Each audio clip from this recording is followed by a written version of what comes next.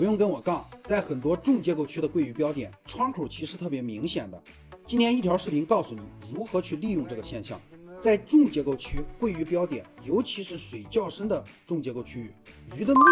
是远远高于其他水域的，几乎除了繁殖季，夏秋冬都是重点搜索的区域。尤其是那些人工层层叠叠的水泥和石块的结构里，就像人类的商品房和集字楼，层层叠叠的都是桂鱼在非窗口期躲藏的位置。窗口期的表现特别明显，本来这些区域在秋季是24小时都可以钓得到的，但是由于人为因素的太重，导致在非窗口期非常难以钓到。掠食性鱼类的攻击行为分为4个阶段：发现、尾随、锁定、攻击。在这个4个阶段里面，发现是一个关键当中的关键。在重结构区域里会产生很多较深的缝隙和腔道，这种腔道外面还覆盖了厚重的结构。在非窗口期，伏击性桂鱼躲藏在里面休息是最具安全感的，而窗口期就会游出这些腔隙，在结构和水流的边缘进行巡游觅食或者伏击。这个时段，只要你的钓组以飘落或者其他形式掠过结构的边缘，就会很好的获得咬口。